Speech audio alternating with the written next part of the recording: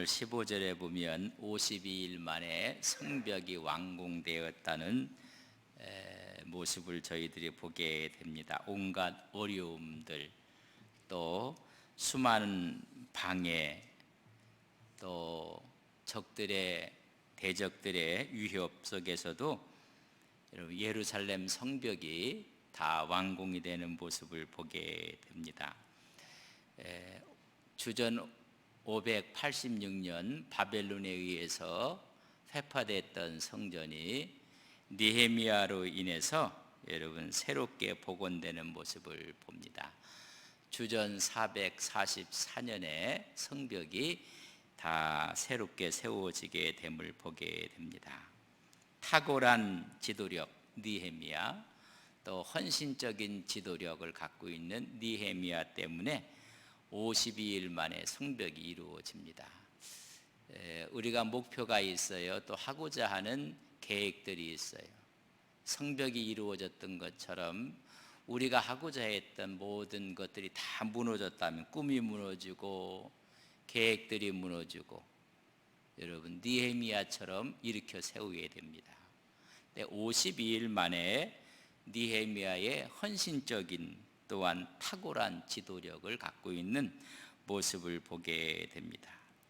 이런 악조건 속에서도 아주 신속하게 진행이 되고 이루어지게 됩니다. 그 이유를 6장 9절에 보면, 이제 이는 그들이 다 우리를 두렵게 하고자 하여 말하기를 그들이 손이 피곤하여 역사를 중지하고 이루지 못하게 함이니라. 6장 16절에 있는 말씀을 보면, 그들이 우리 하나님께서 이 역사를 이루신 줄을 알미라라. 짧은 기간 동안에 이루어졌지만 이것이 하나님께서 하신 일이다. 그것을 그들이 알미었더라 이야기를 해주고 있습니다. 그래서 오늘 15절 말씀을 같이 한번 보겠습니다. 15절입니다. 시작. 성벽 역사가 52일 만에 엘루월 25일에 끝나매. 여러분 며칠 만에 끝나요? 52일 만에 아주 끝나게 되는 모습을 보게 됩니다. 586년에 무너졌던 성벽이 주전 444년 느헤미야에 의해서 52일 만에 성벽이 새롭게 수축된 모습을 우리가 보게 됩니다. 그들이 누구냐면 대적들이 있었어요. 이 대적들이 누구냐면 6장 16절 상반절에 보면, 우리의 모든 대적과 주위에 있는 이방 족속들이 이를 듣고 다 두려워하여 크게 낙담하였더라. 성벽이 지어져 가는 걸 보고 나서 여러분 그들이 두려워하고 낙담하였더라. 그를 구체적으로 6장 1절에 본 이름들을 이야기해요. 그럼 어떤 사람들이었는가? 산발락과 도비아와 아라비아 사람 게삼과 그 나머지 우리 원수들이 내가 성벽을 건축하여 허물어진 틈을 남기지 아니하였다 함을 듣고는 이 대적들이 두려워하고 오히려 벌벌 떨고 있는 모습들을 보게 됩니다. 여러분 하나님의 말씀의 책에는 반대자들의 이름이 여러분 또렷하게 기록되어 있어요. 누가 이 일을 하는데 헌신한 사람인지, 누가 이 일을 하는데 반대한 사람들인지 우리는 예의가 있어서 이름을 잘 안 쓰려고 해요. 근데 하나님은 다 기억하고 있어요. 우리가 하나님께 헌신하고 하나님께 충성하는 것들을 우리에게 기념하고 하는 것들이 비성서적이라 그렇게 이야기하는 분들도 있어요. 그러면 성경은 이런 사람 이름 안 써야 돼요. 이 사람 인격을 생각해서. 아니에요. 아예 산발락, 도비아, 게셈, 그리고 그 외에 함께 따라갔던 원수들, 그러나 주동자들의 이름이 여러분 기록되어 있습니다. 그래서 그들이 두려워하고 낙담하였더라. 52일에 성벽을 이루는데 첫 번째, 두 번째 시련과 시험은 말씀을 드렸어요. 첫 번째는 완공되어져 가니까 정상회담하다, 평화로운 회담을 하자고 제안했다고 이야기를 했습니다. 2절 말씀에 보면 산발락과 게셉이 내게 사람을 보내어 이르기를 오라, 우리가 어느 평지한 촌에서 서로 만나자 하니 우리 이거 평화롭게 좀 이 일을 감당하자. 실상은 나를 해하고자 함이었더라. 죽이려고 여러분 음모를 꾸미고 있습니다. 평화회담하자, 정상회담하자 하는 것처럼 여러분 그를 오노평주로 불러내려고 합니다. 근데 이것도 극복했다고 말씀을 드렸어요. 첫 번째는 이런 것이 있으면 분별력이 있어야 돼요. 실상은 죽이려고 하는데 저 사람들이 평화의 제스처를 쓴다, 그러고 나가면 안 돼요. 여러분 적의 음모를 알아야 돼요. 저들은 나를 죽이려고 한다는 분별력을 갖고 있어야 돼요. 그래서 우리가 뭐 영적으로 얘기한다는 분들이 있어요. 여러분 그것도 잘 이해를 하셔야 돼요. 어느 분들이 뭐 막 자랑을 해요. 막 자랑하는데 언제 봤더니 거기에 문제가 심각하게 일어난 거예요.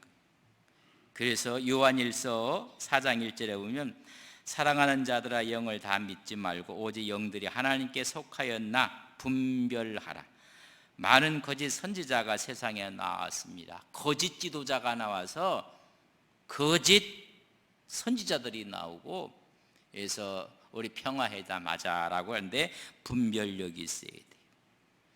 자, 근데 어느 편지라 오라고 했을 때 느헤미야가 알았어요. 나를 죽이려고 한다. 그러면 그것을 역으로 이용할 수도 있어요. 여러분 모르고 가면 죽지만은 나를 죽이려고 하는 음모가 있는 것을 꿰뚫어 보고 더 준비를 하고 사람을 준비시키면 역이용할 수도 있어요. 그러나 느헤미야는 그것을 기회로 삼지 않았다는 것입니다. 다시 말하면 역이용하지 않았다는 것입니다. 저쪽에서 계획을 갖고 함정을 파놨습니다. 그럼 역이용해서 그 함정으로 그들을 몰고 갈 수도 있어요.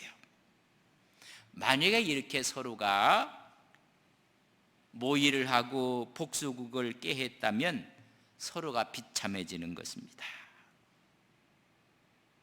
몰랐으면 속지만은 알았으면 안 속을 거예요. 알고 나서 역이용을 할 수도 있어요. 그러나 느헤미야는 그러지 않았어요. 복수 갚는 것은 내가 하는 것이 아니라 하나님이 하신다는 것입니다.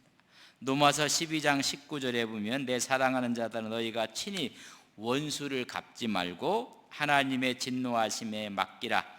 기록되었을 때 원수 갚는 것이 내게 있으니 내가 갚으리라. 주께서 말씀해. 네가 그렇게 역이용해 갖고 그 원수 갚지 말라는 거예요. 여러분 우리가 지도자의 이 자질 가운데 또 그들의 품성을 잘 이해할 수가 있는 거예요. 원수 갚는 것은 창조주 하나님, 심판주 하나님의 고유 권한이, 하나님만이 정확한 판단을 하실 수가 있어요. 우리가 복수를 한다든지 우리가 판단을 한다는 것은 하나님의 권한을 침범하는 것이 됩니다. 그리고 항상 정확하지 않는다는 것입니다. 오히려 그는 그의 제안 앞에 3절 말씀에 보면 6장 내가 꼭 그들에게 사자들을 보내 이르기를 내가 어찌 이제 큰 역사를 하니 내려가지 못하겠노라. 어찌하여 역사를 중지하게 하고 너희에게 내려가겠네. 이 큰 역사를 하고 있는데 내려갈 수, 나는 내 일에 최선을 다하겠다고 함으로 이 시험을 극복합니다. 하나님 맡겨진 이 일을 내가 하겠다는 것입니다. 내 우선순위는 평화이담도 좋지만은 성벽을 재건하는 일이다. 복수하는 것이 아니라는 것입니다. 그들과 만나서 회담하는 것도 아니라는 것입니다. 내가 할 일을 분명히 이야기해서 나는 하나님의 부르심 앞에 최선을 다할 것이다. 그러면 시험이 오고 시련이 와도 극복할 수가 있습니다. 여러분, 살인 음모를 알았어요? 여러분, 알면 안 죽는 거예요. 역이용해서 복수할 수도 있어요. 그러나 느헤미야는 여러분, 그들의 계획, 그들의 살인하고자 하는 모의에 관심을 둔 게 아니라 나에게 맡겨진 성벽 공사하는 데만 관심을 두고 있는 모습을 봅니다. 여러분, 우리가 일을 하면서 어려움이 있을 때 어디에 관심을 두고 있는가? 여러분, 하나님께 관심을 두고 있는, 하나님 일에만 관심을 두고 이기는 모습을 보게 됩니다. 지난주에 말씀한 첫 번째 시험이 여러분 실패로 들어가니까 두 번째는 좀 더 악랄한 방법을 썼습니다. 봉하지 않는 편지를 보냈다고 했어요. 그 편지 내용은 모반하는 거고 유다 왕이 되고자 함이라고 백성들을 선동해서 악성 루머를 퍼뜨리는 것처럼 모함을 하고 있는 모습을 보게 됩니다. 6장 6절에 보면 두 번째는 그 악랄한 것이 그 글에 이르기를 이방 중에도 소문이 있고 감무스도 말하기를 너와 유다 사람들이 모반하려 하여 성벽을 건축한다 하나니 내가 그 말과 같이 왕이 되고자 하는도다. 성벽을 건축한다는 것은 사실은 그게 아니라 왕이 되고자 하려고 하는 것이다 라고 지금 여러분 오히려 악한 루머를 만들고 소문을 만들고 선동하는 것입니다. 첫 번째가 실패하니까 두 번째 음모를 꾸며서 느헤미야를 위협하는 것입니다. 그 사람들을 선동하는 것입니다.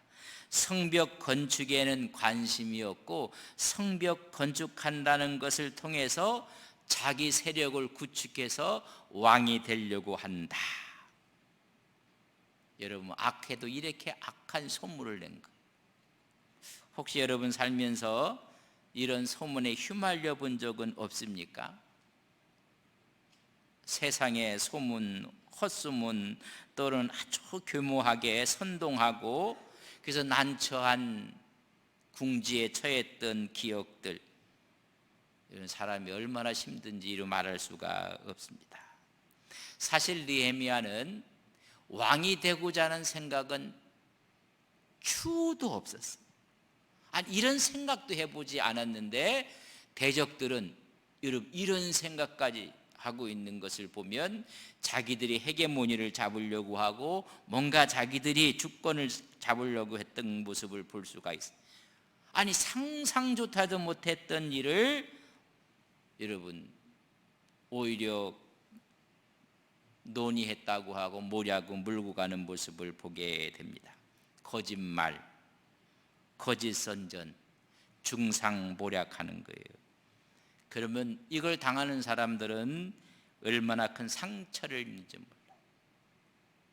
SNS에 돌아다니는 잘못된 이야기 때문에 사람들이 급기야 자기 목숨을 끊는 경우도 있어요. 여러분, 이런 소문이라는 것은 개인도 파멸시키고 가정도 더럽히게 되고 교회를 분란을 일으키고 질서를 유린시키고 이런 소문들이 나라를 여러분 좀먹고 파괴시키는 것입니다. 그러니까 이런 말이라는 게 얼마나 중요한지. 근데 두 번째는 교묘한 말로 악랄하게 모의를 하는 거예요. 여러분, 야고보서 3장 5절과 6절에 보면 이와 같이 혀도 작은 지체로 돼 큰 것을 자랑하도다. 보라, 얼마나 작은 불이 얼마나 많은 나무를 태우는가. 혀는 곧 불이요 불의 세계라. 혀는 우리 지체 중에서 온몸을 더럽히고 삶의 수레바퀴를 불사르나니 그 사르는 것이 지옥불에서 나느니라. 요 말이 얼마나 중요한지를 이야기해 주고 있습니다. 느헤미야를 중상모략하는 것입니다. 어느 신실한 청교도인이 중상모략이 오고 소문이 일어날 때 어떻게 이것을 이길 수가 있는지 나름대로의 원칙을 세운 세 가지가 있어요. 떠돌아다니는 막 소문들이 있고 중상모략이 있을 때, 첫째는 이것이 사실에 근거한 소문인가? 이게 사실인가? 이런 떠돌아다니는 헛소문들이 많고 이런 것들을 만들어내고 이것을 생산해낼 때 이게 사실인가? 그래서 팩트 체크를 많이 하잖아요. 이게 사실인가 사실이 아닌가? 사실 아닌 것이 막 얘기가 나오고 이게 사실인가? 두 번째는 그렇다면 이게 사실이라고 생각한다면 그렇게 한 사람에게 이것이 그 사람에게 확인해 보았는가? 여러분 루머가 있고 소문이 있으면 여러분 한 번 더 확인해 보아야 돼요. 그 확인 작업을 이게 정말 사실인지 아닌지. 근데 그 사실에 확인도 안 하고 막 얘기를 해요. 가끔 웃지 못할 일들이 벌어져요. 뭐 이상한 것을 알고 나서 뭐 문자를 막 보내요. 막 그렇게 됐다. 그랬더니 아유 이건 뭐 뜬구름 없는 이야기인데, 그랬더니 또 와요. 잘못 알고 보냈습니다. 미안합니다. 아유 코미디도 아니고. 또 그 사람은 그래도요 진실한 사람이에요. 헛소문을 막 퍼날르고도요 모르세요. 이게 정말 확인된 건가? 참 확인하기가 참 어려워요. 그리고 세 번째는 신앙인의 자세예요. 세 번째는 이게 사실이야. 그렇다면 이걸 다른 사람에게 전달하는 것이 하나님께 영광이 될까? 이걸 전달하는 것이 하나님을 위한 일인가? 이게 내가 전달하는 것이 전달을 받는 사람에게 유익한 일인가? 그렇지 않은 것 같고 막 그래서 전체가 막 분탕을 지르고 가는. 이게 정말로 사실인가? 이걸 확인했는가? 만약 이것이 사실에 근거한데도 이걸 내가 퍼날르는 것이 하나님이 기뻐하는 일인가? 이게 받는 형제들에게 이게 유익한 것인가? 독이 되는가? 여러분 신앙인의 모습이라는 것이 무엇인가를 우리에게 깨닫게 하는 방법에 대한 이야기입니다. 그렇기 때문에 얼마나 우리 혀가 말이 얼마나 아픔과 고통을 주는지를 알게 되고 언어 생활에 얼마나 우리가 소중한 것인가. 제가 한번 질문을 할게요. 도둑질이 나쁠까요? 거짓말이 나쁠까요? 목사님 다 나빠요. 그러면 참 힘들어.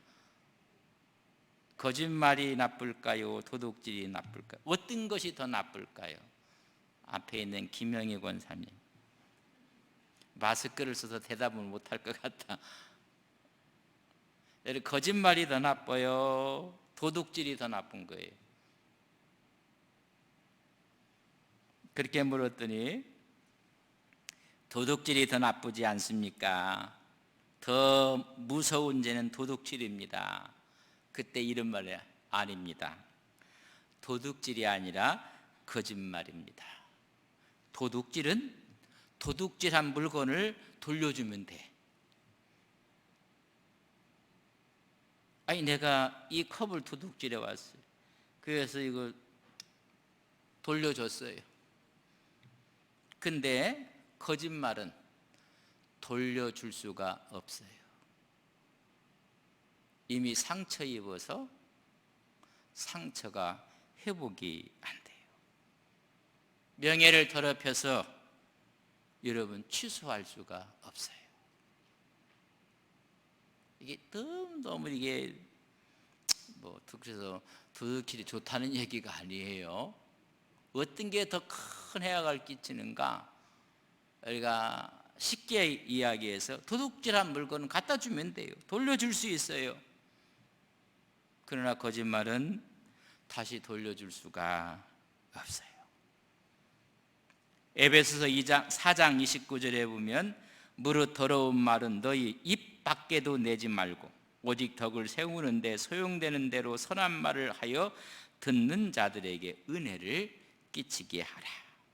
잠언서 6장 16절과 19절에 보면 16절에 여호와께 미워하시는 것 곧 그의 마음에 싫어하는 것 옌일곱이시니 여섯 넷이 7가지가 있는데 그 중에 뭐 교만한 눈도 있는데 거기서 말 거짓된 혀, 또 이야기하기를 거짓을 말하는 망령된 증인, 거기서 얘기하는 형제 사이를 이간시키는 말, 그의 뭐 무죄한 자의 피를 흘리는 손, 뭐 이런 게 있는데 여러분 그 17가지 중에 7가지 중에 3가지가 언어의 말이에요.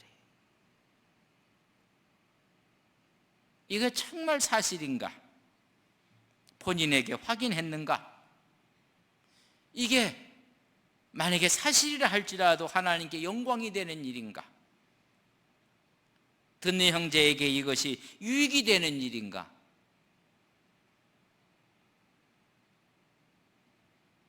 이 전체에 대한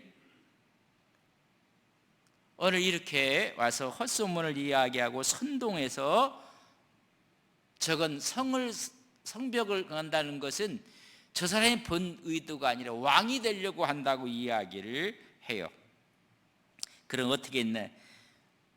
아니라고 사실을 밝히려고 자기 방어를 하지 않았다는데 느헤미야의 이걸 이길 수 있는 방법이고 8절에 보면 내가 사람을 보내어 그에게 이르기를 내가 말한 바 이런 일은 없는 일이요 내 마음에 지어내 네가 지어낸 것이고 이거 없는 것이다 라고 전하고 변명을 하고 해명을 하고 그러지 않았어요.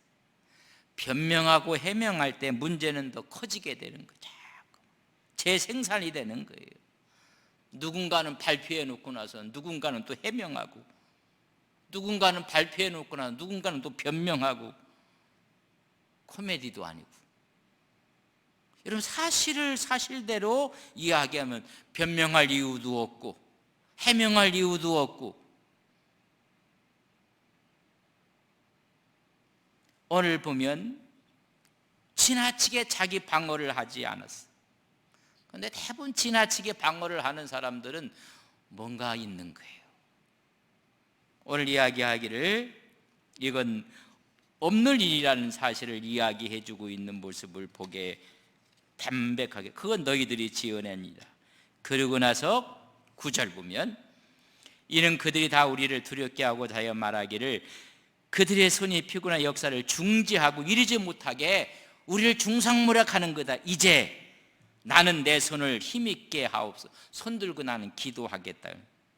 이제 내 손을 기억하옵소서. 힘있게 하옵소서. 사실을 말한 다음에 그것을 가지고 기도해요. 여러분 시간을 낭비하지 않는 모습을 봅니다. 아무것도 아닌 것 같고 변명하고 해명하는데 시간을 다 보내는 거예요. 사실을 말해놓고 나서는 자기 방어나 자기 변명, 해명보다는 더 위대한 방법을 선택했어요. 하나님 앞에 나가 기도를 선택한 거예요. 기도하지 않는 사람들이 말이 많아요. 이것을 기도하고 그뿐만이 아니에요. 이건 자기의 문제예요. 저걸 완전히 지가 왕이 되려고 연막을 치고 있는 거다. 자기의 문제예요. 근데 느헤미야는 자기가 그런 중상모략을 받아도 그것이 큰 것이 아니라 나한테 큰 것은 하나님의 성벽을 쌓는 일이에요. 여러분 지도자가 어떤 것이 더 관심을 갖고 있으는가? 자기 문제 갖고 시시비비를 가리고 뭐 억울하다, 이건 누명이다, 이건 중상모략한 거다 가다 보다 시간을 다 뺏기고 또 억울한데 이거에 대해서는 잠잠하고 하나님 내 손을 강하게 하셔서 하루빨리 성벽 완공하게 하옵소서. 앞으로 나가는 지도자의 모습을 보는데 매일 뒤돌아서서 시시비비를 가리는 거예요. 매일 시간을 다 낭비하는 거예요. 자기 중심적인 사람은 매번 밝혀야 돼요. 이게 밝혀야 되고, 하나님 중심적인 사람은 맡겨진 사명, 그 사명을 해서 앞으로 나가는 거예요. 더 큰 관심은 나한테 주어진 책무가 더 중요한 거예요. 지도자의 책무가 중요하기 때문에 앞으로 나가는 거예요. 소문 개의치 않고 시선을 하나님께 두는 거예요. 이게 느헤미야의 모습이에요. 우리는 시선을 앞에 두는 게 아니라 뭐가 문제인지 그 문제를 뒤집어내 갖고 그걸 풀고 해명하고 설명하고 하다 보니까 아까운 시간이 그냥 다 지나가고 마는 거예요. 이걸 지난 주까지 이제 세 번째는 좀 더 강교하고 사특한 시험을 하는 거예요. 이게 안 통하니까는 더 사특한데, 이건 하나님의 사람을 통해서 함정을 파는 거예요. 이런 하나님의 사람, 예언자를 통해서 함정을 파고 있는 모습을 오늘 본문 10절에 있는 말. 이후에 무헤다벨의 손자 들리아의 아들 스마야가 두문불출하기로, 스마야가 선지자인데 내가 그 집에 가니 그가 이르기를 그들이 너를 죽이려고 올 터이니, 너 대적하는 자가 느헤미야를 죽이러 올 것이다. 우리가 하나님의 전유로 가서 외소 안에 머물고 그 문을 닫자. 저들이 반드시 와서 너를 죽일 것인데 우리 외소로 가자. 하나님 전 외소, 외소는 성소와 지성소 사이를 외소라고 했어요. 거기 가서 숨으면 안전할 것이다. 너 죽이려고 한다. 성전 안으로 가서 들어가서 숨자. 그럼 안전할 것이다. 여러분, 완전한 것을 위장하는 장소가 하나님의 성전으로 삼은 것입니다. 여기서 우리는 꼭 기억할 게 있어요. 하나님의 성소와 지성소는 아무나 들어갈 수가 없습니다. 느헤미야는 내가 머물 수 있는 자격이 없는 사람인 것을 깨달는 거예요. 거기에 머물 자는 제사장들 뿐이에요. 하나님 말씀을 생각하는 거예요. 민수기 18장 7절에 보면 너와 내 아들들은 제단과 회장 안에 모든 일에 대하여 제사장의 직분을 지켜 섬기라. 내가 제사장의 직분을 너희에게 선물로 주었은즉 거기 가까이 하는 제사장이 아닌 외인은 죽임을 당할지니라. 죽는 거예요. 아무리 다급해도 하나님의 말씀을 지켜나가는 느헤미야의 모습을, 어찌 보면 원칙을 지키는 느헤미야의 모습. 아무리 다급하고 아무리 상황이 어렵다 할지라도 내가 갈 자리가 그곳이 아니라는 걸 깨닫는 거예요. 내가 갈 곳인지 가지 말아야 될 곳인지. 느헤미야는 자신의 위치를 아는 거예요. 그리고 깨달은 거예요. 오늘 본문 12절 말씀해 보면 깨달은 즉 그는 하나님께서 보내신 바가 아니라 도비야와 산발락에게 뇌물을 받고 내게 이런 예언을 함이라. 이게 완전히 사기꾼 예언자라.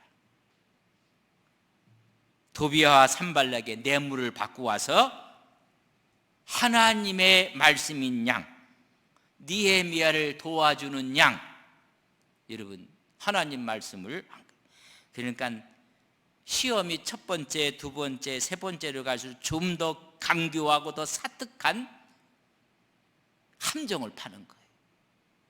이제는 하나님의 이름을 도용하면서까지 이야기를 하는 거예요. 그런 거짓 예언자로 적에게 뇌물을 받고 가짜 예언을 한 것입니다. 만약에 성전 안으로 들어가서 은신했다면 13년에 그를 범죄하게 만들고 그로 하여금 비방거리가 되게 해서 하나님 앞에 죄를 범하게 만들고 사람으로부터 비방거리를 받게 되어 죽임을 당하게 될 것이고, 그래서 하나님의 영을 어기고 성전에 들어간 저 느헤미야를 죽이자. 여러분, 선동하기 위해서 우리 시험은요 아주 더 집요합니다. 우리 회담하고 만나자.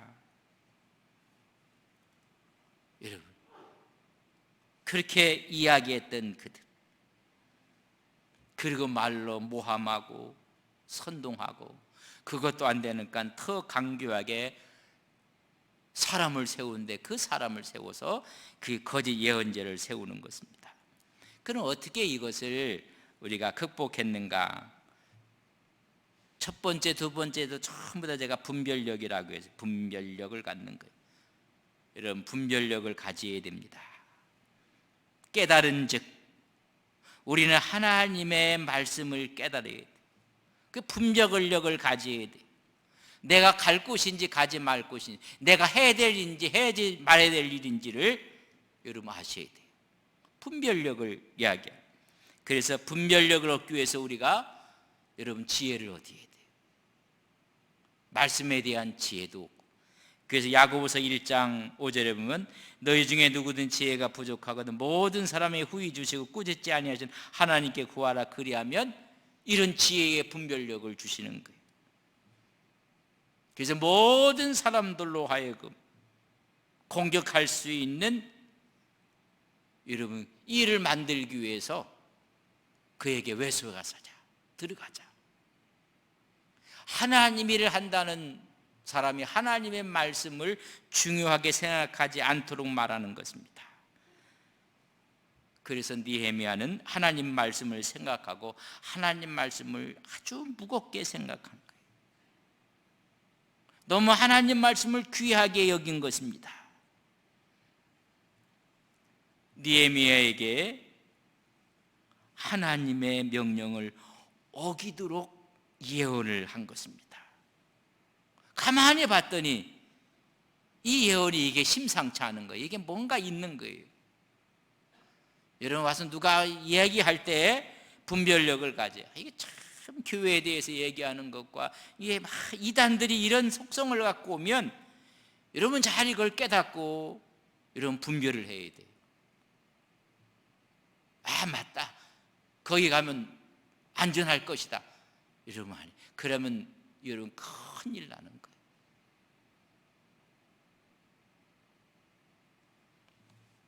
하나님의 예언자가 하나님의 명령을 어기도록 예언하는 것이 이건 이상하다. 아니 하나님의 사람이 하나님의 교회를 헐뜯는 것이 이상하다.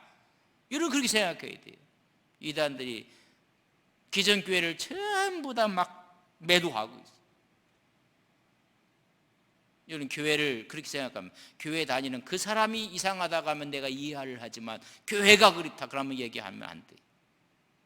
하나님의 종들이 다 그렇다 그러면 얘기하면 어떤 사람 그 사람이 그렇다고 얘기해야 돼. 이 거룩한 하나님의 교회 거룩한 직분을 함부로 얘기하면 안 돼. 개 중에 그런 사람이 있기는 그 사람을 얘기해야지. 하나님이 주신 귀한 성스러운 교회요 성직을 그렇게 이야기하면 안 된다는 것을 아셔야 됩니다. 그가 누구든 간에 하나님의 말씀을 전하는데 하나님의 말씀에 어긋난다면 자기의 신조를 갖고 자기의 철학을 갖고 자기의 간증을 갖고 여러분 그거 다 믿어서는 안 됩니다. 교회의 권위를 갖고 해석한 것을 루터는 말씀의 권위 앞에 교회의 해석을 잘못됐다고 하는 사람. 종교개혁이 그래서 일어난 거예요. 교회가 갖고 있는 권위보다 하나님의 말씀의 권위가 더 큰 거예요. 교회가 해석하는 권위보다 하나님 말씀 자체가 더 귀한 거예요. 어떤 목사가 얘기를 하든 어떤 부흥사가 이야기하든 하나님 말씀과 이상하면 그건 가짜예요. 속이 시원하게 말을 한다 할지라도 하나님 말씀이 아닌 거예요. 지금 저들이 쳐들어와서 죽이려고 하니까 우리 같이 가서 그것 가면 그건 완전한 보호막이 아니냐. 여러분, 그러나 니에미야는 하나님의 말씀을 갖고 있는 사람이에요. 그 말씀을 중요하게 생각했기 때문에 세 번째 시험도 무사히 통과.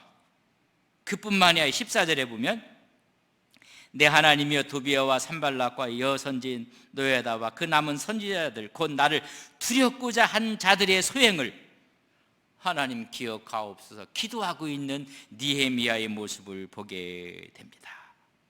뭐 가서 그들을 단죄하고 그들을 몰아내고 아니에요. 하나님 앞에서 그들의 죄를 하나님 기억하시옵소서.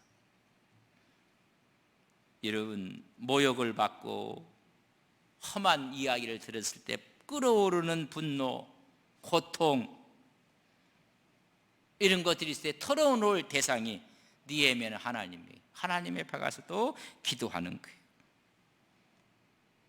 뭐 우리는 이럴 수가 있느냐 뭐 이야기하고 아니에요. 하나님 앞에 가서 여러분 문제가 있을 때 사람 붙잡고 이야기하면 푸념입니다. 그건 신세 타령하는 거예요. 여러분 문제가 있다 하나님 붙잡고 기도하시는 믿음의 종들이 되시기를 주님의 이름으로 간절히 바랍니다.